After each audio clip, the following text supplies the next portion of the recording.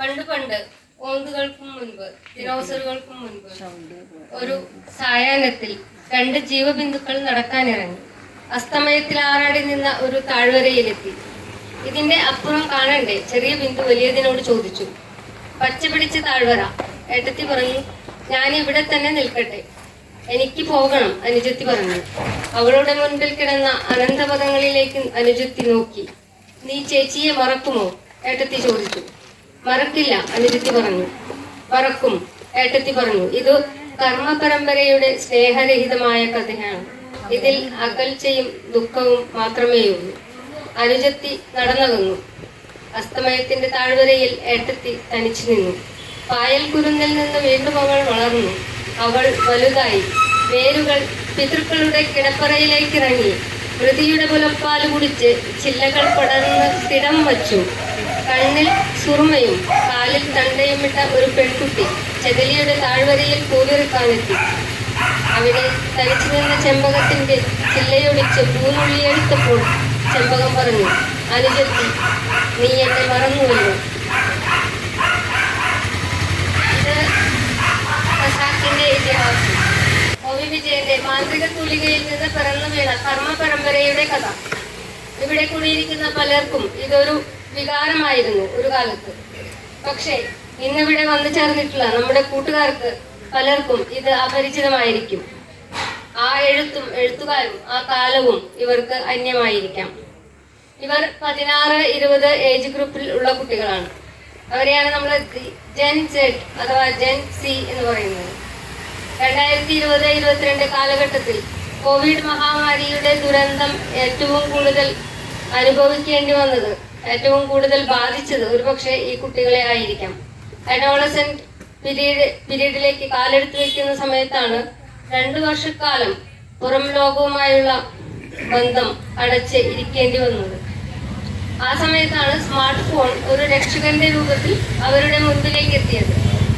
അത് Google meet, WhatsApp എന്നിവയിൽ തുടങ്ങിയ ആ യാത്ര ഇന്ന് എത്തി നിൽക്കുന്നത് ചാറ്റ് ജിപിടിയിലാണ്. ഇനി എങ്ങോട്ട് എന്ന് ചിന്തിച്ചാൽ ഉത്തരമില്ല. കാരണം എന്തും സംഭവിക്കാം. ഡിജിറ്റൽ ലോകം നമ്മളെ അത്രമേൽ ഗ്രസിച്ചു കഴിഞ്ഞിരിക്കുന്നു. ഈ പശ്ചാത്തലത്തിലാണ് നമ്മൾ ഇവരുടെ ഉള്ളറിയാൻ, അവർ വിഹരിക്കുന്ന പുതുവായനാ ലോകത്തേക്ക് എത്തി നോക്കാൻ ഒരു ഉദ്യമം നടത്തുന്നത്. നമ്മുടെ വായനയുടെ, നമ്മുടെ സാഹിത്യത്തിന്റെ ഭാവി ഈ യുവതലമുറയുടെ കയ്യിൽ എങ്ങനെ ആയിരിക്കും എന്നതുകൂടി അറിയേണ്ടതുണ്ട്. കൂടുതൽ മുഖവരയില്ലാതെ നമുക്ക് കാര്യത്തിലേക്ക് കടക്കാം. ആദ്യമായി നമുക്ക് ഇവരെ പരിചയപ്പെടാം. ഹായ്, എൻ്റെ പേര് അഭിജിത്ത്. ഞാൻ BCA 3ാം വർഷ വിദ്യാർത്ഥിയാണ്. പഴഞ്ഞി MD കോളേജിലാണ് പഠിക്കുന്നത്. എല്ലാവർക്കും നമസ്കാരം. എൻ്റെ പേര് അഞ്ജന. എൻ്റെ വീട് ചരിത്രമാണ്. ഞാനിപ്പോൾ +2 കഴിഞ്ഞു. ഞാൻ മുൻപ് പഠിച്ചിരുന്നത് അടക്കാഞ്ചേരി ബോയ്സിലാണ്. എൻ്റെ പേര് അമൃത സുധീർ രമേശ്. ഞാൻ ഡിപ്ലോമ ചെയ്തുകൊണ്ടിരിക്കുകയാണ്. തൃശ്ശൂർ ശക്തനിലെ സ്മാർട്ട് മീഡിയ കോളേജിൽ ഡിപ്ലോമ മൾട്ടിമീഡിയ ചെയ്തുകൊണ്ടിരിക്കുകയാണ് ഞാൻ. എൻ്റെ പേര് സഞ്ജയ്. ഞാനിപ്പോൾ ചിന്മയ കോളേജിൽ BCA സെക്കൻഡ് ഇയർ വിദ്യാർത്ഥിയാണ്. എൻ്റെ പേര് പ്രാർത്ഥന. ഞാൻ BSW ആണ് ചെയ്യുന്നത്. സോഷ്യൽ വർക്ക് ചിന്മയിലാണ് പഠിക്കുന്നത്. ഓക്കെ, നമുക്ക് ചർച്ച തുടങ്ങാം. ആദ്യം അഭിജിത്തിനോടാണ്. അതായത് 3 റൗണ്ടായിട്ടാണ് നമ്മൾ പ്ലാൻ ചെയ്തിരിക്കുന്നത്. ആദ്യത്തെ റൗണ്ടിൽ ഓരോരുത്തരും അവരുടെ വായനയുടെ അനുഭവത്തെ കുറിച്ച് സംസാരിക്കുന്നതായിരിക്കും. ആദ്യമായിട്ട് അഭിജിത്തിനോടാണ്. വായന ഒരു ശീലമാണെന്ന് ചോദിച്ചു കഴിഞ്ഞാൽ അല്ലാതെ തന്നെ പറയേണ്ടി വരും. കാരണം ബുക്കുകളിലുള്ള വായന വളരെയധികം കുറവാണ്. കൂടുതലായി വായിക്കുകയാണെങ്കിൽ തന്നെ യാത്രാവിവരണം പോലുള്ള ബുക്കുകളാണ് ഞാൻ വായിക്കാറ്. അതും ഇപ്പോൾ വായിക്കാറില്ല. കൊറോണ ടൈമിൽ നേരം ബുക്കിന് വേണ്ടി വായിച്ചാറുന്നതാണ്. പിന്നെ ഡിജിറ്റലായിട്ടാണ് ഇപ്പോഴത്തെ വായന. കാരണം എനിക്ക് പഠിക്കാനുള്ള കാര്യങ്ങളും അതുപോലെ പുതിയ പുതിയ കാര്യങ്ങളെ കുറിച്ച് അറിയാനാണെങ്കിലും ഡിജിറ്റൽ വായന വളരെയധികം സഹായിക്കുകയാണ്. ഇപ്പോൾ ബുക്കുകളിൽ റെഫർ ചെയ്യണേക്കാൾ കൂടുതൽ എനിക്ക് ഡിജിറ്റൽ മാർഗത്തിലൂടെ വേഗം എനിക്ക് അറിയേണ്ട കാര്യങ്ങളൊക്കെ സെർച്ച് ചെയ്ത് കണ്ടുപിടിക്കാനും അതുപോലെ ChatGPT അതുപോലെ ഇപ്പോൾ എനിക്ക് സൈബർ സെക്യൂരിറ്റി ആയ പോലുള്ള കാര്യങ്ങളാണ് കൂടുതൽ താല്പര്യം. അപ്പോൾ അതിനൊക്കെ പറ്റിയ കുറേ വെബ്സൈറ്റുകളുണ്ട്. സൈബർ ഐറ്റി, പിന്നെ ഹാക്കേഴ്സ് ന്യൂസ് എന്ന് പറയുന്ന കുറേ വെബ്സൈറ്റുകളുണ്ട്, ChatGPT അതിലൊക്കെ നമുക്ക് വേണ്ട ഒരു കീവേഡ് ഇട്ട് കൊടുത്താൽ മതി. അപ്പോൾ അതിനെക്കുറിച്ച് കുറേ കാര്യങ്ങൾ ഇപ്പോൾ നമുക്ക് ബ്രീഫായിട്ട് വേണമെങ്കിൽ ഷോർട്ടായിട്ട് വേണമെങ്കിൽ നമുക്ക് ChatGPT ഉള്ള കാര്യങ്ങൾ അയച്ച് തരും. അപ്പോൾ ടൈം കൺസ്യൂമിങ് അല്ല, വേഗം നമുക്ക് കാര്യങ്ങളെക്കുറിച്ച് പഠിക്കാൻ സാധിക്കുന്നുണ്ട്. പിന്നെ ന്യൂസ് പേപ്പർ വായന ഒരു ശീലമാണ്. കാരണം ഇപ്പോൾ നടക്കുന്ന നമ്മുടെ ചുറ്റും നടക്കുന്ന കാര്യങ്ങളെക്കുറിച്ച് അറിയാനും അവരെ കുറിച്ചൊരു ബോധം സൃഷ്ടിക്കാനും എനിക്ക് ന്യൂസ് പേപ്പർ വായന വളരെയധികം സഹായകമാണ്. അങ്ങനെയാണ് എൻ്റെ വായന മുന്നോട്ട് പോകുന്നത്. അടുത്തതായി അഞ്ജന നമ്മളോട് സംസാരിക്കും. അഞ്ജനയുടെ വായനാശീലങ്ങൾ എന്തൊക്കെയാണ്? എൻ്റെ വായനകളോട് പറയുകയാണെങ്കിൽ ഞാനും കൂടുതലും എന്താ പറയുക, പഠിക്കുന്ന കാര്യത്തിനൊക്കെയാണ് വായിക്കാറ് കൂടുതലും. പിന്നെ സ്ഥിരമായിട്ട് വായിക്കുന്ന ഒരാളല്ല, അതുപോലെ പഠന കാര്യങ്ങളിലാണ് ഞാൻ കൂടുതലും വായിക്കാറ്. പിന്നെ വായന ഇഷ്ടമല്ല എന്നില്ല, വായിക്കാറുണ്ട്. പക്ഷെ ചിലപ്പോഴൊക്കെ ഭാഷയായാലും വാക്കുകളുടെ കടുപ്പം, ദൈർഘ്യം അതൊന്നും വായനയെ നല്ല തടസ്സപ്പെടുത്താറുണ്ട്, ബുദ്ധിമുട്ട് വരുത്താറുണ്ട്. പിന്നെ എൻ്റെ അനിയത്തിയാണ് കൂടുതലും വായിക്കാറ്, അവിടേക്കാണ് വായന ഇഷ്ടം. പിന്നെ എനിക്ക് വായിക്കാൻ സമയം കിട്ടാറില്ല, പിന്നെ അതുപോലെ തന്നെ ക്ഷമയും കിട്ടാറില്ല. പിന്നെ ഇപ്പോൾ ഞാൻ പറഞ്ഞു വലിയ വലിയ ദൈർഘ്യ വാക്കുകളും അതൊക്കെ കാരണം ഞാൻ വലിയ വലിയ നോവലുകളും അതുപോലെ തന്നെ ലേഖനങ്ങളും ഒക്കെ വായിക്കൽ കുറവാണ്. പിന്നെ ഞാൻ വായിക്കാറുണ്ട്, അത് കൂടുതലും കഥകളൊക്കെയാണ് വായിക്കാറ്. അതിൽ തന്നെ മോട്ടിവേഷണൽ സ്റ്റോറീസാണ് എനിക്കിഷ്ടം. അതിൽ മെയിനായിട്ടും ഇപ്പോൾ കരിയറായിട്ട് ബന്ധപ്പെട്ടതും പിന്നെ പേഴ്സണാലിറ്റി ഡെവലപ്മെൻറ്റ് കൂട്ടാനുള്ളതും അതുപോലെ തന്നെ ഒരു കോൺഫിഡൻസ് വർദ്ധിപ്പിക്കാനുള്ള കഥകളാണ് ഞാൻ മെയിനായിട്ട് വായിക്കുന്നത്. പിന്നെ ഇപ്പോൾ ഉള്ള വായന പറഞ്ഞാൽ ബുക്കിലൂടെക്കാളും കൂടുതൽ ഡിജിറ്റലായിട്ടാണ് ഇപ്പോൾ വായിക്കുന്നതിനേക്കാളും കൂടുതൽ കേൾക്കുക, കാണുക, അതൊക്കെയാണ്. ഇപ്പോൾ യൂട്യൂബ് ആയാലും കഥകളൊക്കെ കേൾക്കുക, കാണുകയാണ് ചെയ്യാറ് കൂടുതലും. പിന്നെ ന്യൂസ് പേപ്പർ വായിക്കാറുണ്ട്, പക്ഷെ അതും കൂടുതലും ഇപ്പോൾ ഡിജിറ്റലായിട്ട് തന്നെയാണെന്ന് പറയാം. വാർത്തകൾ വായിക്കുന്നത് മെയിനായിട്ട് ഞാൻ പ്രധാനമായിട്ടുള്ള വാർത്തകളും ട്രെൻഡിങ് ന്യൂസ് അതുപോലെ തന്നെ എൻ്റെ പഠിക്കുന്ന ബന്ധപ്പെട്ട എഡ്യൂക്കേഷൻ ന്യൂസുകളൊക്കെയാണ് ഞാൻ കൂടുതലും വായിക്കാറ്. അങ്ങനെയൊക്കെയാണ് എൻ്റെ വായന അനുഭവം. അടുത്തതായി അമൃത നമ്മളോട് സംസാരിക്കും. ഞാൻ ഹോബിയായിട്ട് വെച്ചിരിക്കുന്നതൊന്നല്ല റീഡിങ് അധികം ചെയ്യാറില്ല. ചെയ്യുന്നത് എനിക്ക് ഇഷ്ടപ്പെട്ട കണ്ടൻസിൽ ഇതിലേക്കും പഴയ ആൾക്കാരെ കുറിച്ച് ഇപ്പോൾ രജനി ഇത് പറഞ്ഞ പോലെ നിങ്ങളുടെ പ്രായത്തിൽ വായിച്ചിരുന്നതും നിങ്ങൾ ജീവിച്ചിരുന്നതായ ലോകത്തേക്ക് ഞാൻ പോയിട്ടില്ല ഇതുവരെ. ഞാൻ crime thrillers, horror and haunted place അങ്ങനത്തെ ഒരു ലോകത്താണ് ഞാനിപ്പോൾ ചെയ്തുകൊണ്ടിരിക്കുന്നത്. അങ്ങനത്തെ ആണ് കൂടുതലും വായിക്കാറില്ല. ഞാൻ വായിക്കുന്നത് ക്രൈം ത്രില്ലേഴ്സ് ആയിരിക്കും വായിച്ചിട്ടുണ്ടാവുക. പിന്നെ ഉള്ളതൊക്കെ വീഡിയോസ്, യൂട്യൂബ്, ഇൻസ്റ്റഗ്രാം, വ്ളോഗ്സ് അങ്ങനെയൊക്കെയാണ് കൂടുതലും. റീഡിംഗ് അല്ല, കേക്കലുകളും കാണലുകളാണ് കൂടുതലും ഉണ്ടാവാറുള്ളത്. വായിക്കൽ കുറവാണ്, വായിക്കണം ആഗ്രഹമുണ്ട് നോക്കിയിട്ട്. ഏതൊക്കെ സീരീസുകളാണ് കാണുന്നത്? ഈ ഹൊറർ അതൊക്കെ പറഞ്ഞില്ല, കുറേ സ്പെഷ്യാലിറ്റി ഉണ്ട്, ഫോറിൻ ഫിലിംസ് എന്നൊക്കെ പറഞ്ഞിരുന്നു. അതൊക്കെ ഏതൊക്കെ ടൈപ്പ് സീരീസാണ് കാണുന്നത്? കാണാന്ന് പറഞ്ഞൊരു കാരണമുണ്ട്. കാരണം ഞാൻ കാണുന്ന സീരീസും മൂവീസും ഒന്നും മലയാളത്തിലുള്ളതല്ല, കേരളത്തിലുള്ളതല്ല. നമ്മൾ ഹോണ്ടഡ് പ്ലേസസ് എന്നൊക്കെ പറഞ്ഞു കഴിഞ്ഞാൽ പുറം രാജ്യങ്ങളാണ് കൂടുതലുണ്ടായിരിക്കുന്നത്. ഹൊറർ മൂവീസും കൂടുതലുണ്ടായിരിക്കുക പുറം രാജ്യങ്ങളാണ്. US, Japan, UK. ജപ്പാൻ ഒരു മോസ്റ്റ് ഹോണ്ടഡ് പ്ലേസ് ഉള്ളൊരു സ്ഥലമാണ് ജപ്പാൻ. അതുകൊണ്ട് തന്നെ വായിക്കാൻ പറ്റില്ല. ഒരാൾ ബ്ലോഗേഴ്സൊക്കെ ആ കഥ കേട്ട്, അതായത് ആ ഭാഷയിൽ ആ കഥ കേട്ട് നമുക്കത് എക്സ്പ്ലെയിൻ ചെയ്ത് തരും. മലയാളത്തിൽ എക്സ്പ്ലെയിൻ ചെയ്ത് തരുമ്പോഴാണ് നമുക്കത് മനസ്സിലാവുള്ളൂ. അതുകൊണ്ട് തന്നെയാണ് കൂടുതലും വ്ളോഗ്സ് കാണുന്നത്. യൂട്യൂബിലായി തന്നെ അഫ് വേൾഡ് പറഞ്ഞിട്ടൊരു വ്ളോഗറുണ്ട്, പിന്നെ ഇവാക്കുലസ് എന്ന് പറഞ്ഞിട്ടൊരു വ്ളോഗറുണ്ട്. ഈ 2 വ്ളോഗ്സാണ് ഞാൻ കൂടുതലും കാണാറുള്ളത്. അവരാണ് കൂടുതലും ഇങ്ങനത്തെ ഹൊറർ, ഹോണ്ടഡ് അങ്ങനത്തെ കുറേ കാര്യങ്ങൾ എക്സ്പ്ലെയിൻ ചെയ്ത് തരുന്ന 2 ചാനൽസാണ് അവരിൽ നിന്നാണ് ഞാൻ കൂടുതലും ഇങ്ങനത്തെ സ്റ്റോറീസ് അറിയാറുള്ളത്. Thank you. സഞ്ജയ്, വായനയെക്കുറിച്ച് സഞ്ജയുടെ അഭിപ്രായം എന്താണ്? സഞ്ജയിൻ്റെ വായനയെ കുറിച്ച് ഞങ്ങൾക്കറിയാം. അപ്പോൾ ഞാൻ കുറച്ചു കാലം വരെ ഏകദേശം ഞാൻ 9ാം ക്ലാസ് വരെയൊക്കെ ഞാൻ വായിച്ചിരുന്നു. കാരണം ഞാൻ പഠിച്ച സ്കൂൾ ഭവൻസ് എന്ന് പറയും, അവിടെ ലൈബ്രറി ഉണ്ട്. ഇപ്പോഴത്തെ സ്കൂൾ എന്ന് പറഞ്ഞാൽ കുറവാണ്, ലൈബ്രറി കുറവാണ്, അതിനുള്ള പീരീഡുകൾ കുറവാണ്. ഞാനൊക്കെ പഠിക്കുമ്പോൾ ഒരു ലൈബ്രറി ഉണ്ടാവും, വലിയ ലൈബ്രറി ആയിരിക്കും, അതിലൊരു പീരീഡ് ഉണ്ടാവും. നമുക്ക് ആഴ്ചയിൽ 2 ദിവസം ലൈബ്രറി എന്ന് പറഞ്ഞൊരു പീരീഡ് ഉണ്ടാവും. ആ പീരീഡ് നമ്മൾ നിർബന്ധമായിട്ടും ആ ലൈബ്രറിയിൽ പോയി ഏതെങ്കിലും ഒരു ബുക്ക് എടുത്ത് വായിച്ച് നമ്മൾ കംപ്ലീറ്റ് ചെയ്യണം. ഒരു ടൈം ഗ്യാപ്പ് ഉണ്ടാവും, ഒരു 2-3 ആഴ്ച. അതിനുള്ള നമ്മൾ ആ ബുക്ക് കംപ്ലീറ്റ് ചെയ്യണം.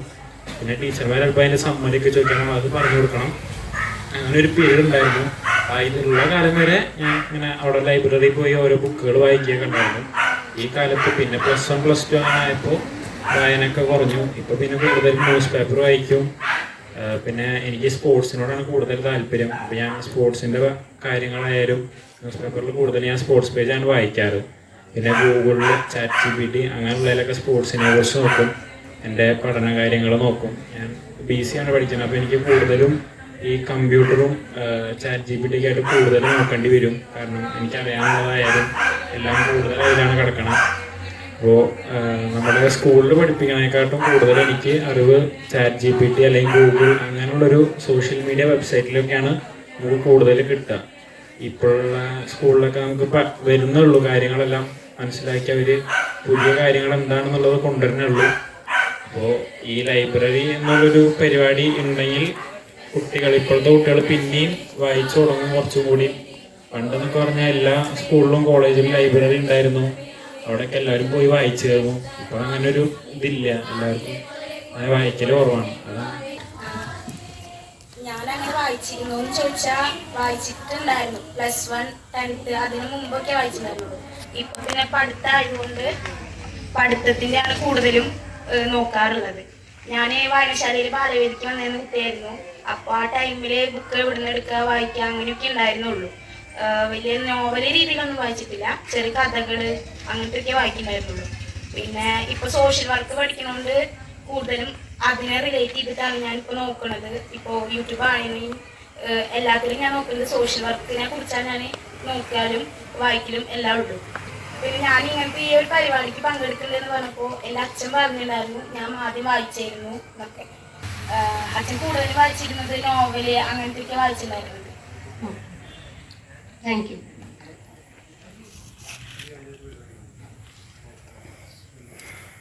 എല്ലാവരുടെ വായനയെ കുറിച്ച് നമ്മൾ കേട്ടു. ഇനി അടുത്ത റൗണ്ട് എന്ന് പറയുന്നത് അവരോട് ചെറുതായിട്ട് ഓരോ ചോദ്യങ്ങൾ ഇതിനോട് ബന്ധപ്പെട്ട ഓരോ ചോദ്യങ്ങൾ നമ്മൾ ചോദിക്കാനാണ്.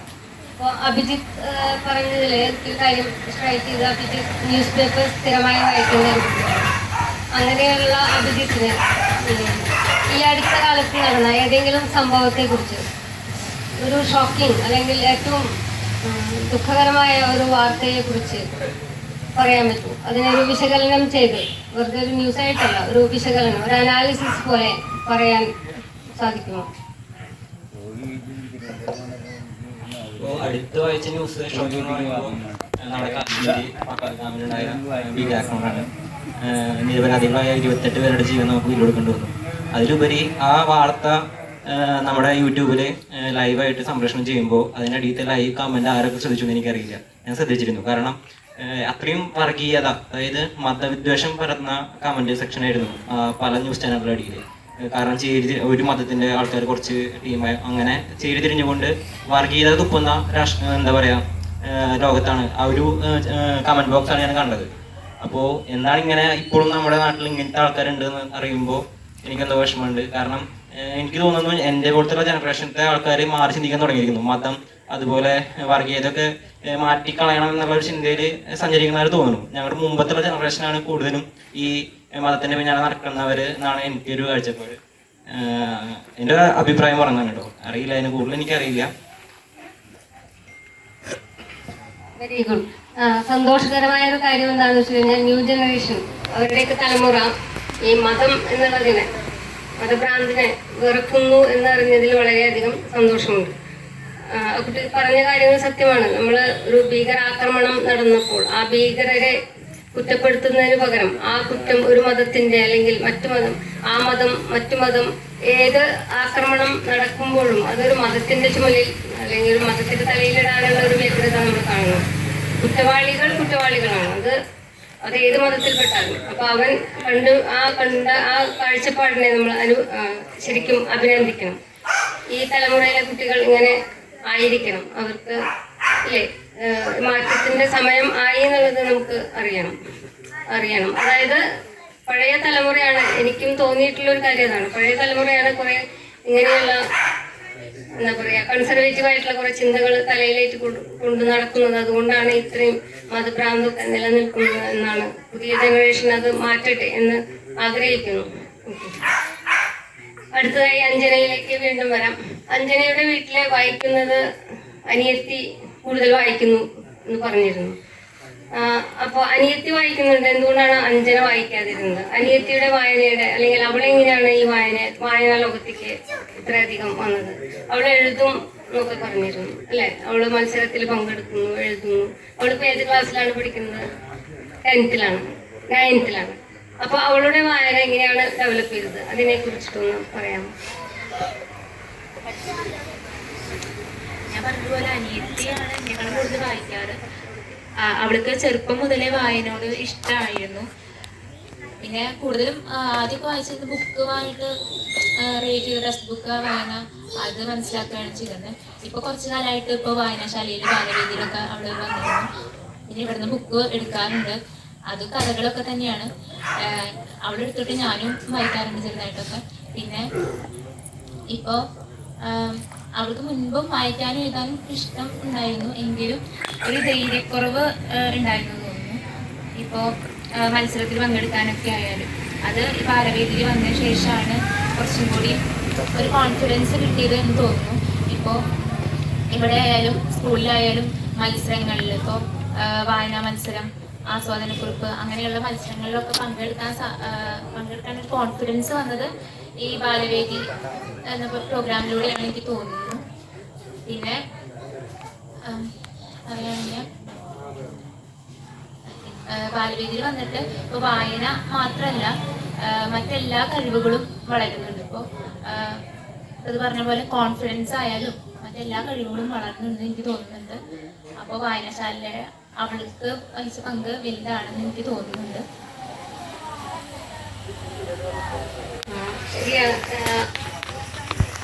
അനന്യ അല്ലെ അവളുടെ പേര്? അനന്യ മാത്രമല്ല ഇവിടെ ഇരിക്കുന്ന ഇവരൊക്കെ അമൃത, സഞ്ജയ് ഇവരൊക്കെ ബാലവേദിയിൽ വന്നിരുന്നു, പ്രാർത്ഥന ഇവരൊക്കെ. അപ്പൊ ബാലവേദി എന്ന് പറയുന്ന ഒരു പറയില്ലേ ഒരു പ്ലാറ്റ്ഫോം കൊടുത്ത ഒരു അവസരങ്ങൾ അവരെന്തായാലും ഉപയോഗിച്ചിട്ടുണ്ട്. അതിന്റെ ഒരു എന്താ പറയുക ജീവിക്കുന്ന ഉദാഹരണമാണ്, അല്ലെങ്കിൽ നമ്മളുടെ മുമ്പിലുള്ള ഒരു സോളിഡ് എക്സാമ്പിളാണ് ഇപ്പോൾ അനന്യയുടെ കാര്യം പറഞ്ഞത്. അവൾ മത്സരത്തിലൊക്കെ പങ്കെടുക്കുന്നുണ്ട്. അത് വളരെ നല്ല അപ്രീഷിയേറ്റ് ചെയ്യേണ്ട ഒരു കാര്യമാണ്.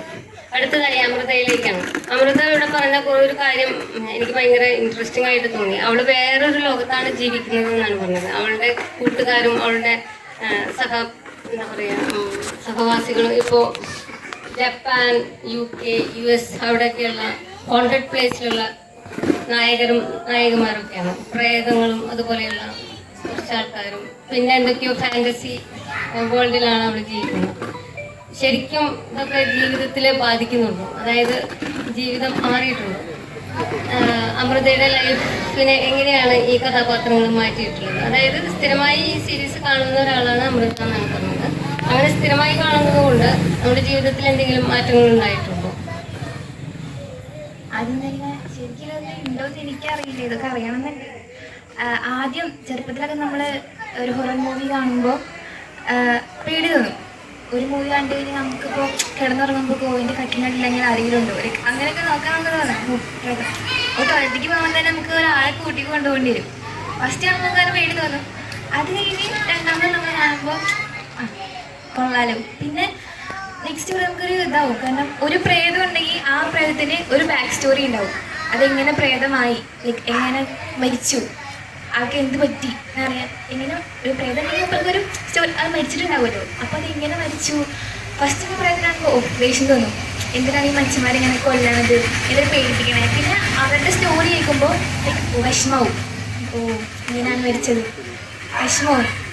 പിന്നെ ലൈക്ക് ആ പ്രായത്തിലൊക്കെ ചെറുപ്രായത്തിലൊക്കെയാണ് നമ്മൾ ഇനിയാവും നമ്മുടെ മുന്നിൽ ഒരു പ്രേതം വന്നു കഴിഞ്ഞാൽ ലൈക്ക് നമ്മൾ പേടിക്കാണ്ട് മൂപ്പരിനെ വിളിച്ച് മൂപ്പരെടുത്ത് ചോദിക്കണം ബാക്ക് സ്റ്റോറി എന്താണ് പ്രശ്നം, എങ്ങനെയാണ് മരിച്ചത്, എങ്ങനെയാണ് ഞാൻ ഹെൽപ്പ് ചെയ്യേണ്ടത്, അങ്ങനെ ചോദിക്കണം എന്നൊക്കെ തോന്നി. ചെറുപ്പത്തിലൊക്കെ ഭയങ്കര നമുക്ക് ഫസ്റ്റ് കേൾക്കുമ്പോൾ നമ്മൾ ആ ഒരു ലോകത്താവും, അവരെ സഹായിക്കണം, അവരുടെ കൂട്ടുകൂടണം, അങ്ങനെയൊക്കെ തോന്നും. പിന്നെ തോന്നും ഇതിൻ്റെ ബാക്കിൽ എന്തായിരിക്കും, ശരിക്കും ഇങ്ങനെയൊക്കെ ഉണ്ടോ എന്നൊക്കെ അറിയാനുള്ളൊരു ക്യൂരിയോസിറ്റി ഉണ്ടാവും. അത് കഴിഞ്ഞ് ഒരു പ്രായം കഴിഞ്ഞ് നമുക്ക് മനസ്സിലാവും, മൂവിയായിട്ട് അല്ലെങ്കിൽ കഥയായിട്ട് മനസ്സിലാക്കാനുള്ളൊരു ബോധം വരുമ്പോൾ നമ്മൾ അങ്ങനെ ചിന്തിക്കില്ല. ലൈക്ക് ഇവരുടെ സംസാരിക്കണം, അത് നടക്കില്ല. ശരിക്കും പ്രായത്തിനാണ് ആ ടൈമിൽ നമ്മൾ വീഴും, നമ്മൾ ഇല്ലാണ്ടാവും. ആ സമയത്ത് സംസാരിക്കാൻ നമുക്ക് പറ്റില്ല. അതൊരു ബോധം കിട്ടിയാൽ നമുക്ക് മനസ്സിലാവും ഇങ്ങനെയൊന്നും പറ്റത്തില്ല, അതൊക്കെ നമ്മൾ ചിന്തിച്ച് കൂട്ടുന്നതാണ്. പിന്നെ കുറേ കഥകളൊക്കെ നമുക്ക് വിശ്വസിക്കുന്ന കഥകളല്ല, റിയൽ സ്റ്റോറിയാണ്. അവിടെ നടന്നാണ്, ഇവിടെ നടന്നാണ്. ലൈക്ക് ജപ്പാനിലൊക്കെ ഒരു ഫോറസ്റ്റ് ഉണ്ട്. അവിടെ ജപ്പാനിൽ വേൾഡ് വാർ ഉണ്ടായതിന് പിന്നെ അവിടെ കുറേ സ്പിരിറ്റ്സ് ഉണ്ട്. ലൈക്ക് അവിടെ തോന്നുന്ന ആൾക്കാർ ഇങ്ങനെ രാത്രി കിടക്കുമ്പോൾ ശബ്ദങ്ങൾ കേൾക്കും എന്നൊക്കെ പറഞ്ഞിട്ട് കുറേ സ്റ്റോറീസ് ഞാൻ കേട്ടിട്ടുണ്ട്. ജപ്പാനിൽ കൂടുതലും കേട്ടിട്ടുണ്ട്. പിന്നെ USA, UK അങ്ങനെ കുറേ സ്ഥലത്ത് ഇങ്ങനത്തെ മരിച്ച ആൾക്കാർ. പിന്നെ എനാബെല്ലെ കണ്ടിട്ടുള്ള മൂവി കണ്ടിട്ടുണ്ടോ ആരെങ്കിലും? ആ മൂവിയിലുള്ള ഡോള് അവിടുത്തെ മ്യൂസിയത്തിലുണ്ട്. കുറേ ഡോൾസ് അങ്ങനെ മ്യൂസിയത്തിൽ ഇരിക്കുന്നുണ്ട്.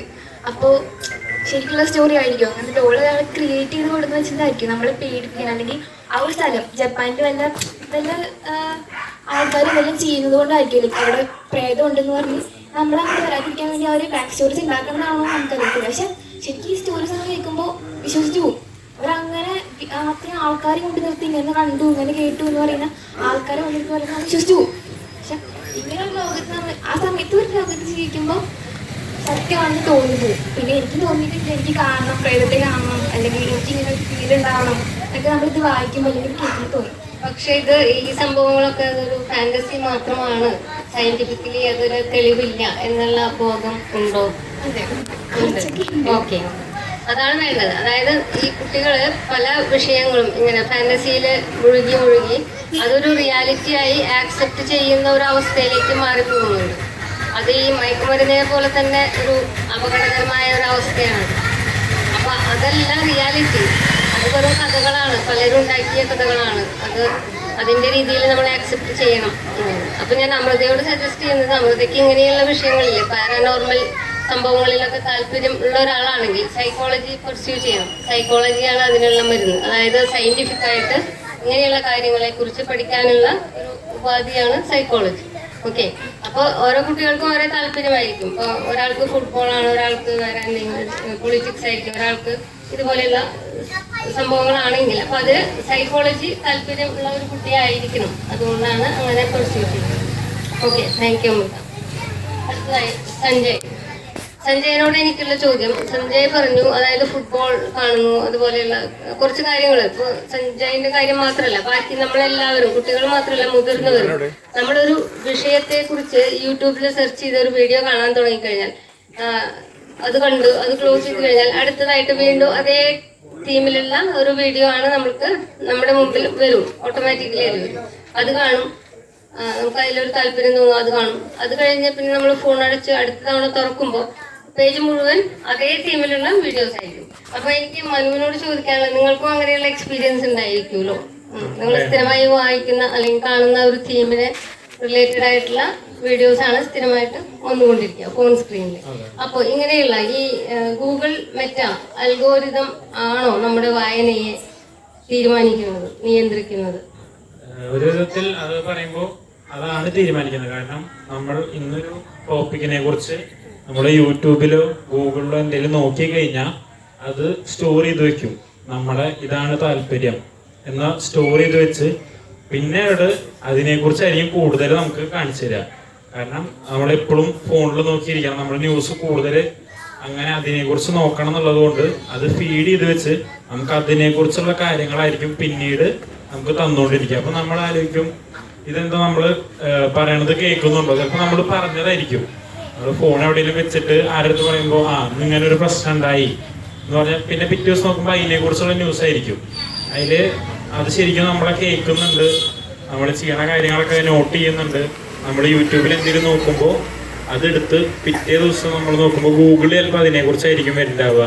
അങ്ങനെ കുറെ ഈ ഗൂഗിൾ അൽഗോരിതം, മെറ്റ അൽഗോരിതം എന്ന് പറഞ്ഞു കഴിഞ്ഞാൽ നമ്മളെ വാച്ച് ചെയ്തിട്ടാണ് ഓരോ കാര്യങ്ങളും ചെയ്തുകൊണ്ടിരിക്കുന്നത്.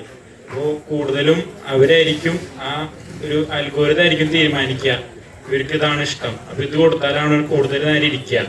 അങ്ങനെ തീരുമാനിച്ചാൽ അതാണ് നമുക്ക് കൂടുതലും പ്രിഫർ ചെയ്ത് തരും. അത് ശരിയായ ഒരു വായനയാണോ, അല്ലെങ്കിൽ അതാണോ ശരിയായ രീതി നമ്മൾ യൂട്യൂബ് കാണേണ്ടത് എന്നുള്ളൊരു ചോദ്യം കൂടിയുണ്ട്. കാരണം അതൊരു ബയാസ്ഡ് അല്ലെങ്കിൽ പറയില്ലേ മുൻവിധിയോടുകൂടിയുള്ള വായനയായിരിക്കും. അവര് തീരുമാനിക്കുന്ന കണ്ടന്റാണ് നമ്മൾ കാണുന്നത്. അപ്പൊ ഇങ്ങനെയുള്ള വായനയ്ക്കും ഒരു മറുവശം ഉണ്ട്, അതിന്റെ ഒരു നെഗറ്റീവ് സൈഡ് ഉണ്ട് എന്നുള്ളത് കൂടി ഓർക്കണം. അടുത്തത് പ്രാർത്ഥനയുടെ അച്ഛന്റെ കാര്യം പറഞ്ഞതുകൊണ്ട്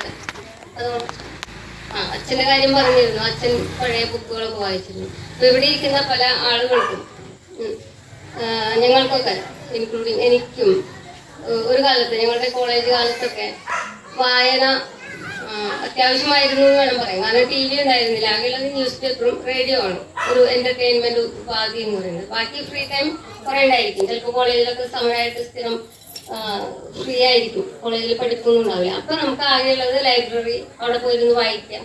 അങ്ങനെയാണ് നിങ്ങളുടെ അച്ഛനും അമ്മയും അവരൊക്കെ ജീവിച്ചിരുന്ന കാലഘട്ടത്തിൽ വായന മാത്രമാണ് ഒരു ലീഷർ ടൈം ആക്ടിവിറ്റി ആയിട്ട് ഉണ്ടായിരുന്നത് വീട്ടിലിരിക്കുമ്പോഴും.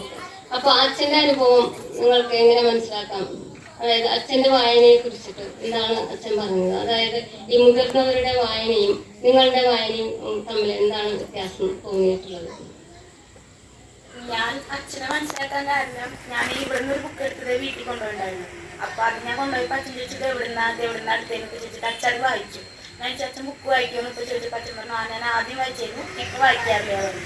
അപ്പൊ അതിനുള്ള സമയം കിട്ടുന്നില്ല എന്ന്. അപ്പോ ഇപ്പൊ ഞാൻ ചോദിച്ചു ഏതൊക്കെ ബുക്കാണ് ആദ്യമേ വായിച്ചിരുന്നത് എന്ന് ചോദിച്ചപ്പോ തകഴിയുടെ ചെമ്മീൻ, പിന്നെ കോട്ടയം പുഷ്പനാഥിന്റെ ഡിറ്റക്റ്റീവ് നോവല്, അങ്ങനെ കുറച്ച് നോവൽസ് ഒക്കെയാണ് പറഞ്ഞത്. അപ്പോ എന്തുകൊണ്ടാണ് വായിക്കാനുള്ളത് ഇത് ചോദിച്ചപ്പോ എന്റർടൈൻമെന്റിന് വേണ്ടി വായിക്കാനാണ് പറഞ്ഞത്. നമ്മുടെ ഈ കാലത്ത് ഇപ്പൊ ന്യൂസും ഒക്കെ ഉള്ളതുകൊണ്ട് ആ കാലത്ത് ഫോണും TV ഒന്നും ഇല്ലല്ലോ. ഈ കാലത്ത് ഇപ്പൊ ഫോണ് TV ഒക്കെ ഉണ്ട്, എല്ലാവർക്കും എല്ലാവരും അറിയാവുന്നുണ്ട്. അതുകൊണ്ടാണ് ആ കാലത്ത് അച്ഛൻ ബുക്ക് വായിച്ചിരുന്നത് എന്നാണ് പറഞ്ഞത്. നമുക്ക് വായനയെ കുറിച്ച് ഏകദേശം ഒരു ധാരണ കിട്ടി. പുതിയ ജനറേഷന്റെയും അവർക്ക് മുൻപുള്ള ജനറേഷനിലേക്ക് വായനയെ കുറിച്ച് ഒരു ധാരണ കിട്ടി. അടുത്തതായി ചെറിയൊരു റൗണ്ട് കൂടിയുണ്ട്, റൗണ്ട് 3. അത് കഴിഞ്ഞ് നമ്മളിത് കൺക്ലൂഡ് ചെയ്യണം. അപ്പോൾ റൗണ്ട് 3-ല് ഇവരുടെ ഒരു ജനറൽ നോളജ് അല്ലെങ്കിൽ ഇവരുടെ പൊതുകാര്യങ്ങൾ, നമ്മുടെ സാമൂഹിക വിഷയങ്ങളിൽ അവർക്കുള്ള അറിവിനെ കുറിച്ച് ഒന്ന് അറിയാൻ ഒരു താല്പര്യം, അതുകൊണ്ട് ഓരോ ചോദ്യങ്ങൾ ചോദിക്കുകയാണ്. ഇതാണ് വിഷയം. അതായത് ഇന്ന് നമ്മുടെ സമൂഹം നേരിടുന്ന വെല്ലുവിളികൾ, ഏറ്റവും വലിയ പ്രശ്നങ്ങൾ, വെല്ലുവിളികൾ എന്തൊക്കെയാണ്? മനസ്സിലായില്ലേ? അഞ്ജന പറയാമോ?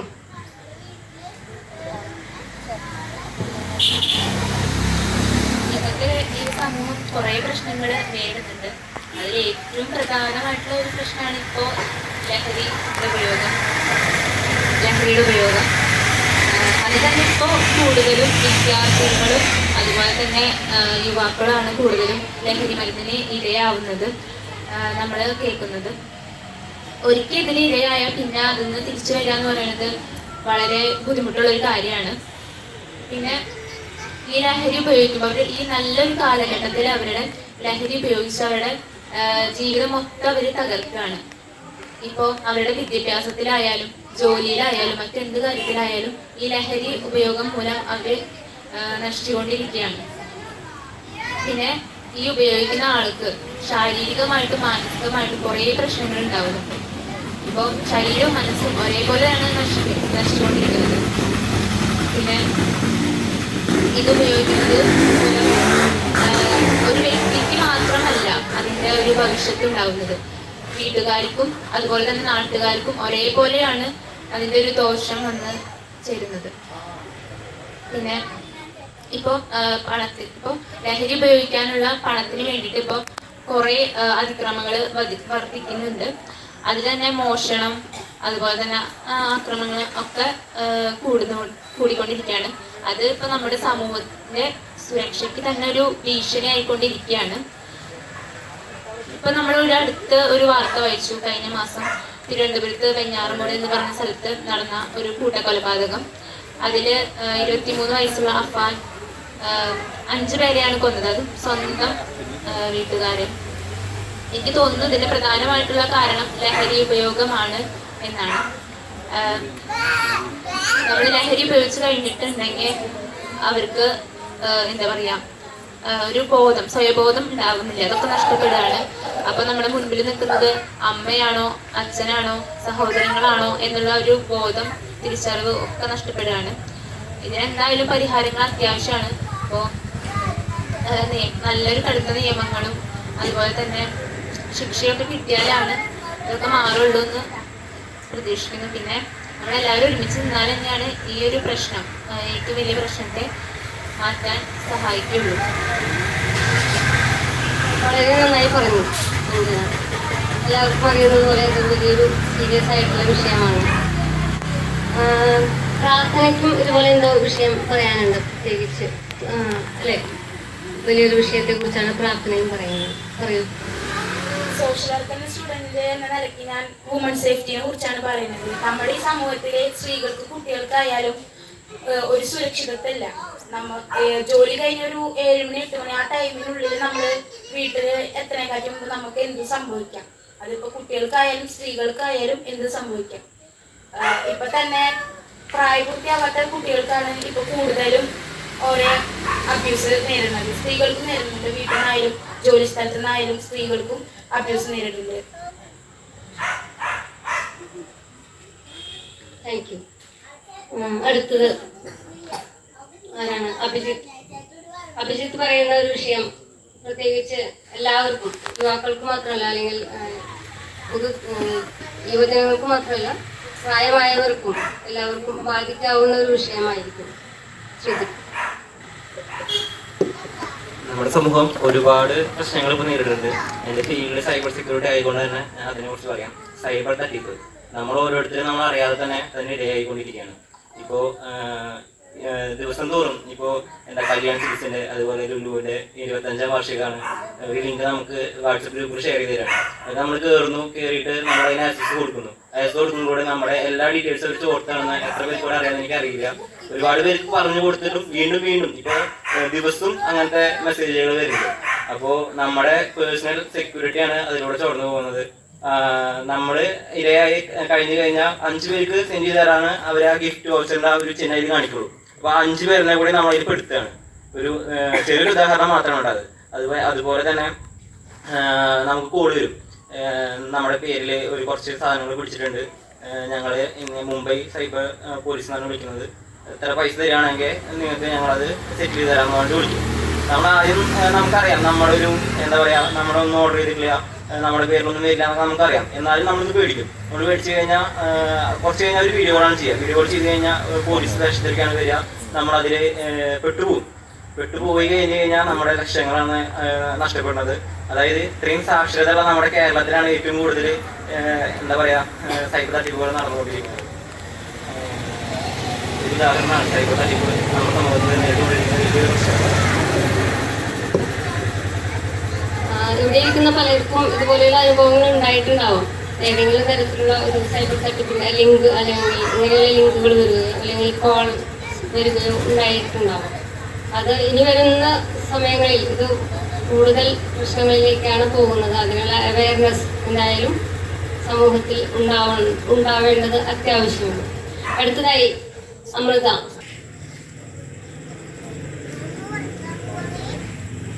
എനിക്ക് പറയാനുള്ളത് ചൂഷണം, പ്രകൃതിക്കെതിരെയുള്ള ചൂഷണം. പിന്നെയാണ് എനിക്ക് പറയാനുള്ളത്, ഞാൻ ഈ അടുത്തൊരു വീഡിയോ കണ്ടിരുന്നു. ഒരു കാട്ടില് 5-6 JCB കൊടുത്തിട്ടിരിക്കുക, 5-6 ഞാൻ എന്നെ ഇപ്പൊ ചെറുപ്പത്തില് കണ്ടിരുന്ന കാട്ടിലൊക്കെ ഇപ്പൊ 5-6 ബിൽഡിങ്സ് ആയിട്ടുണ്ടാവും. അവിടുത്തെ പക്ഷികളും മൃഗങ്ങളൊക്കെ എന്ത് കാട്ടിണ്ടാവുക എനിക്കറിയില്ല. നമ്മൾ ചെയ്യുന്നതൊക്കെ നമുക്ക് വേണ്ടിയിട്ടാണ്. നമുക്ക് പേപ്പർ ഉണ്ടാക്കാൻ മരങ്ങൾ കിട്ടുന്നു, നമുക്ക് കൊണ്ടിരുന്നു, മണ്ണെടുക്കുന്നു, മലകളൊക്കെ ജാതി തുറക്കലും മണ്ണെടുക്കലൊക്കെയാണ് നമുക്ക് വേണ്ടിട്ടോ. ഹ്യൂമൻസിന് വേണ്ടിയിട്ട് നമുക്ക് വേണ്ടി എല്ലാം ചെയ്യുന്നുണ്ട്. അവിടെ ഉണ്ടാകുന്ന പക്ഷികൾ, അവിടെയുള്ള മൃഗങ്ങൾ എന്ത് ചെയ്യുന്ന അവർ ചിന്തിക്കുന്നില്ല. കുറേ JCBകളും അതും ഇതൊക്കെ ഇങ്ങനെ കാട്ടിൽ വിടുന്നില്ല. എന്തൊക്കെയാ ചെയ്യുന്നത് നമ്മളെന്താ ചെയ്യാൻ? എന്നിട്ട് അവരൊക്കെ നാട്ടിലേക്ക് വരും. അവർക്ക് ഫുഡിന്, അവർക്ക് വെള്ളത്തിന് നാട്ടിലേക്ക് ജനവാസമുള്ള സ്ഥലത്തേക്ക് വരുന്നു. അവർക്ക് ഫുഡ് കഴിക്കാൻ, അവർക്ക് വെള്ളം കുടിക്കാൻ വരിക. എന്നിട്ട് അവർ നമുക്ക് വാർത്തകൾ വരിക, ഓ വന്യമൃഗങ്ങൾ വന്നു, മനുഷ്യന്മാരുടെ വീട് തകർത്തു, വെള്ളം കുടിച്ചു, അരി എടുത്തിട്ട് പോയി എന്നൊക്കെ അത് നമ്മൾ വാർത്തയാണ്, മൊത്തം വാർത്തയാണ്. നമ്മുടെ സ്ഥലങ്ങൾ നശിപ്പിക്കുന്ന അവര് ഇവിടെ നശിപ്പിക്കാൻ നമ്മൾ ചിന്തിക്കുന്നില്ല. കാരണം അത് നമ്മൾ പോയിട്ട് അവരുടെ സ്ഥലങ്ങൾ നശിപ്പിച്ചുകൊണ്ടാണ് നമ്മുടെ സ്ഥലങ്ങൾ അവർ നശിപ്പിക്കാൻ വരുന്നത്. നമ്മൾ ചിന്തിക്കുന്നില്ല. നമ്മളപ്പോഴും സെൽഫിഷാണ്. നമ്മുടെ കാര്യം നടത്താൻ മതി. നമ്മുടെ അടുത്ത് വന്നു കഴിഞ്ഞാൽ കൊല്ല, ആനയ്ക്ക് വന്ന് എന്തെങ്കിലും മൈക്കൂരി വെക്കുക, ചത്താലും കുഴപ്പമില്ല, നമ്മുടെ സ്ഥലത്തൊന്നും പറ്റരുത്. ഇത്രയുള്ളൂ നമുക്ക്. അവരെന്താ നമുക്ക് ചെയ്യാം, കാട് നശിപ്പിക്കാം, എന്ത് വേണമെങ്കിലും ചെയ്യാം. അല്ലെ നമുക്ക് ഇനി ഓക്കെ, ഇനിയിപ്പോ ഞങ്ങളുടെ തലമുറ വരിക, അവരെന്താ പറയാ, അവർക്ക് ഇങ്ങനെ പറയണം ഇങ്ങനത്തെ ഒരു മരം ഉണ്ടായിരുന്നു, അല്ലെങ്കിൽ ഇങ്ങനത്തെ ഒരു ജീവി ഉണ്ടായിരുന്നു. തുമ്പി പൂമ്പാറ്റൊക്കെ കാണാനുണ്ടോ ഇപ്പൊ? ഞാനൊക്കെ എപ്പ കണ്ടാ വെച്ചിട്ട് പൂമ്പാറ്റിനൊക്കെ പൂമ്പാറ്റി തുമ്പിയൊന്നും കാണാനില്ല. ഒരു സമയമൊക്കെ ആകുമ്പോ ഫുള്ള് തുമ്പികളൊക്കെ വന്ന് അടിപൊളിയായിട്ട് ഭംഗിയുള്ള പൂമ്പാറ്റകളൊക്കെ വന്നിട്ട് എത്ര കാര്യം കണ്ടിട്ട് ഒന്നുമില്ല. പുൽച്ചാട്ടികളൊക്കെ കാണാനില്ല എനിക്കിപ്പോ. എന്താ പറയാ, വംശനാശം ഒന്നും ആർക്കറിയില്ല. നമ്മൾ നശിപ്പിക്കാണ്, എല്ലാറ്റിനും നശിപ്പിച്ചിട്ടുണ്ടാക്കുക, അതിന്റെ കാണാനില്ലെന്ന് പറഞ്ഞിട്ട് കാര്യമില്ല. ഇതാണ് നമ്മൾ ചെയ്യണത്. അത് എങ്ങനെയൊക്കെ സ്റ്റോപ്പ് ചെയ്യണമെന്ന് എനിക്കും അതാണ് എന്റെ പ്രശ്നം. അതെ, പരിഹാരം എന്താണെന്നുള്ളത് ആർക്കും അറിയില്ല. കാരണം ജനസംഖ്യ കൂടിക്കൊണ്ടിരിക്കുകയാണ്, സൗകര്യങ്ങൾ വേണം, ഇൻഫ്രാസ്ട്രക്ചർ കൂടിക്കൊണ്ടിരിക്കുകയാണ്. ഇപ്പൊ നമ്മുടെ കുമ്പളങ്ങാട് തന്നെ നോക്കിയാൽ നമുക്കറിയാം, 10 വർഷം മുമ്പുണ്ടായിരുന്ന കുമ്പളങ്ങാടും ഇപ്പോഴത്തെ കുമ്പളങ്ങാടും നമ്മുടെ വീട്ടിലെ ഓരോരുത്തർ വന്ന് കയറിക്കൊണ്ടിരിക്കുകയാണ്. പുതിയ പുതിയ അതിഥികൾ, പന്നി, കാട്ടാനകള്, മുള്ളൻ പന്നി, ഇനിയിപ്പോ എന്നാണോ കടുവ ഇത്യാദികളൊക്കെ നമ്മുടെ വീട്ടിലേക്കും എത്തുന്നത്, അങ്ങനെയുള്ള ഒരു പ്രതീക്ഷയിലാണ് ഇപ്പൊ നമ്മൾ ജീവിക്കുന്നത് അല്ലെ. എനിവേ, നമ്മൾ ഇവരുടെ ഈ എന്താ പറയല്ലേ, സാമൂഹ്യ പ്രതിബദ്ധത ഉള്ളവരാണ് ഇവരൊക്കെ എന്നുള്ളതാണ് അതിന്റെ ഒരു ചെറിയ രീതിയിലെങ്കിലും ഒരു സൂചന കിട്ടുന്നത് ഈ കുട്ടികൾ സംസാരിക്കുമ്പോൾ മനസ്സിലാവുന്നത്. ഇനി ഒരാൾ കൂടി ഉണ്ട്, മനു വേറൊരു വിഷയമായിട്ടാണ് വന്നിരിക്കുന്നത്. എന്താണ് മനുവിന്റെ വിഷയം? ഞാൻ പറയാൻ ഉദ്ദേശിക്കുന്നത് നമ്മുടെ വിദ്യാർത്ഥികളുടെ മേലുള്ള സിലബസിന്റെ കാര്യങ്ങളാണ്. നമ്മള് കുറെ വേണ്ടാത്ത കാര്യങ്ങൾ നമ്മളവരെ പഠിപ്പിക്കുന്നുണ്ട്.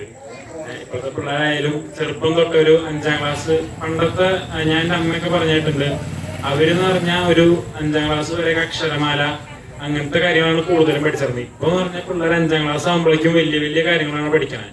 അവരെ കൊണ്ട് താങ്ങാൻ പറ്റാത്തതും അത് നല്ല കാര്യങ്ങളാണ് പഠിക്കുന്നത്, വേണ്ടാത്ത കാര്യമാണ് കൂടുതലും. ഇപ്പോ ഒരു കുട്ടിക്ക് ഒരു ജോലിയാണ് താല്പര്യം, ഇന്ന ജോലിയാണ് താല്പര്യം എന്നുണ്ടെങ്കിൽ അതിനെ കുറിച്ച് പഠിക്കുമ്പോഴും അതിൽ വേണ്ടാത്ത കുറെ കാര്യങ്ങളുണ്ടാവും. ഇപ്പൊ എന്റെ കേസാണ്, ഞാൻ BC ആണ് പഠിക്കുന്നത്. ഞാൻ BC പഠിക്കുമ്പോൾ എനിക്ക് കൂടുതലും കമ്പ്യൂട്ടറിന്റെ കാര്യങ്ങളും അതിനെ കുറിച്ചാണ് അറിയേണ്ടത്. എനിക്കുള്ള ഒരു സബ്ജക്ട് എന്ന് പറഞ്ഞാൽ EVS ആണ്. ഇപ്പോൾ ഞാൻ ആലോചിക്കും, എന്തിനാണ് എനിക്ക് EVS പഠിച്ചിട്ട് ഇപ്പൊ കാര്യം? ഞാൻ എന്റെ ഭാവിയിൽ ഞാനൊരു കമ്പ്യൂട്ടറിന്റെ ബേസിൽ പോകുമ്പോൾ, IT കമ്പനിയിൽ പോകുമ്പോൾ എനിക്ക് EVS പഠിച്ചിട്ട് ഒരു കാര്യം ഉണ്ടാവില്ല. ഞാൻ വെറുതെ ആ ഒരു പേപ്പറിന് വേണ്ടി കുറെ സമയം കളയണു. ഇനിയിപ്പോ അടുത്ത സെമ്മില് വേറെ ഇതേപോലെ എന്തെങ്കിലും ഒരു പേപ്പർ വരും, ഞാൻ അതിനും കുറെ സമയം കളയും.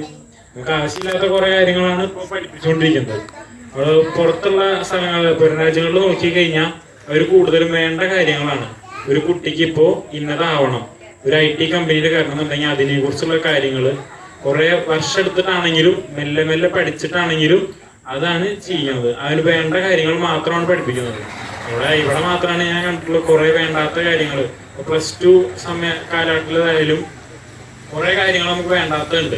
നമുക്ക് ഡോക്ടർ ആവണമെന്നുണ്ടെങ്കിൽ നമ്മൾ ഫിസിക്സ് പഠിച്ചിട്ട് മാത്സ് പഠിച്ചിട്ട് ഒരു കാര്യമൊന്നും ഇല്ല അധികം.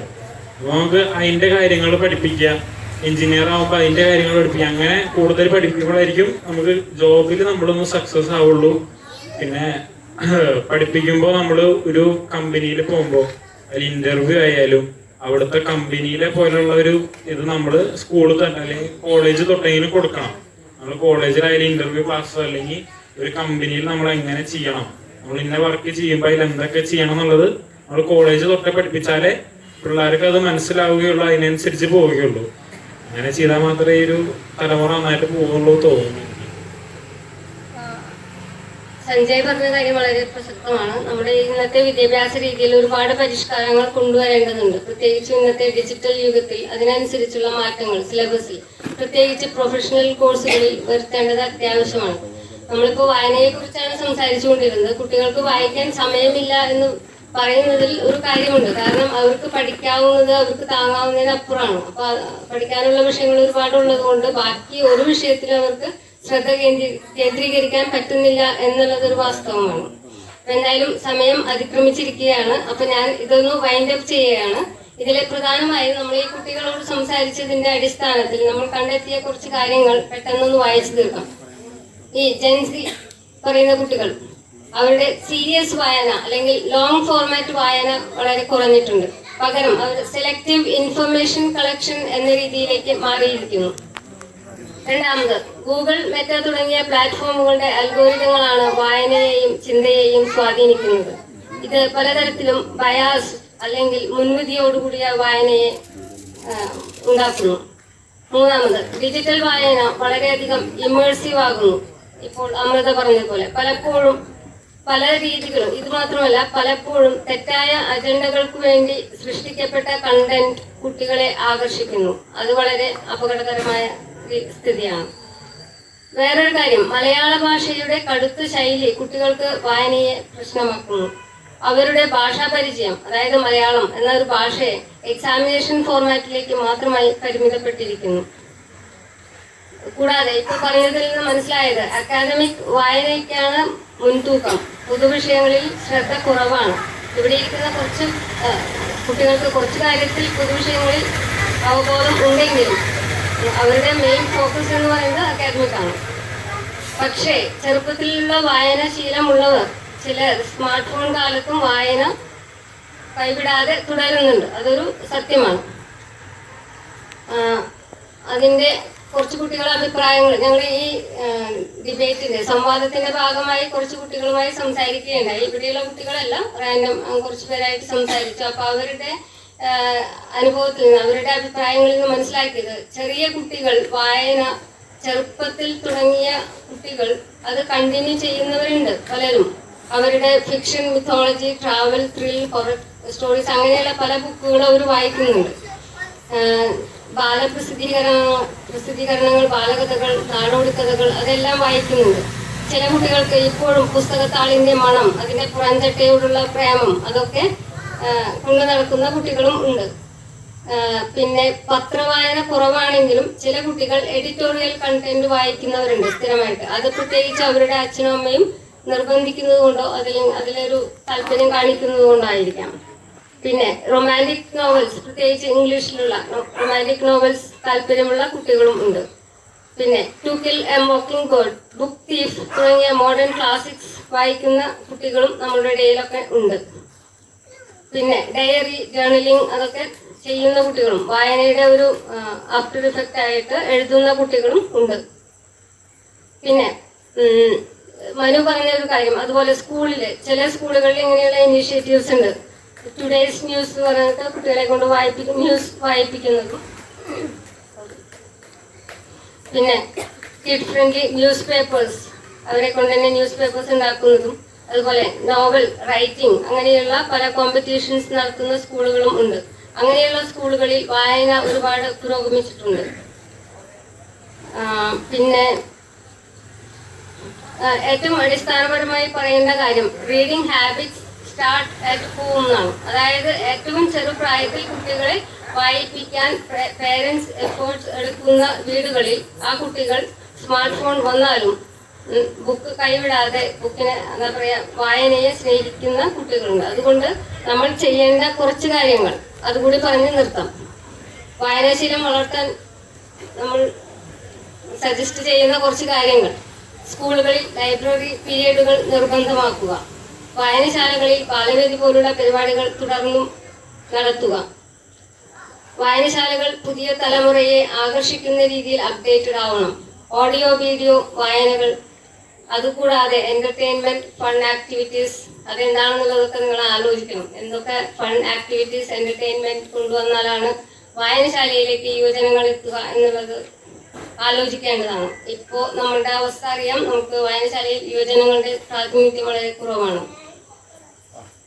പിന്നെ വായനശാല സ്കൂളുകളുമായി ചേർന്ന് പലതരത്തിലുള്ള മത്സരങ്ങൾ, പരിപാടികൾ, കവിയരങ്ങ്, യുവ എഴുത്തുകാരെ പരിചയപ്പെടുത്തൽ, അവരുമായിട്ടുള്ള സംവാദങ്ങൾ അങ്ങനെയുള്ള കാര്യങ്ങളും ചെയ്യാം. ഏറ്റവും ഇമ്പോർട്ടൻ്റ് ആയിട്ട് ഏറ്റവും പ്രധാനമായിട്ട് പറയാനുള്ളത് പേരൻസ് കുട്ടികളെ ചെറുപ്പത്തിൽ മുതൽ ഇപ്പോൾ ഇവിടെ നടക്കുന്ന ഈ 3-4 വയസ്സുള്ള കുട്ടികളെ അവരുടെ ആ ചെറുപ്രായത്തിൽ തന്നെ പിടിച്ചിരുത്തി വായനയുടെ ലോകത്തേക്ക് അവരെ ക്ഷണിക്കുക. അതാണ് ഏറ്റവും അത്യാവശ്യമായിട്ട്. കാരണം അത് വീട്ടിൽ നിന്നാണ് തുടങ്ങേണ്ടത്.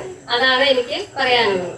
ഓക്കെ, അപ്പോൾ ഇതിലെ പങ്കെടുത്ത എല്ലാ കുട്ടികൾക്കും അവരെടുത്ത എഫേർട്ടിനും പ്രത്യേകം നന്ദി പറയുന്നു.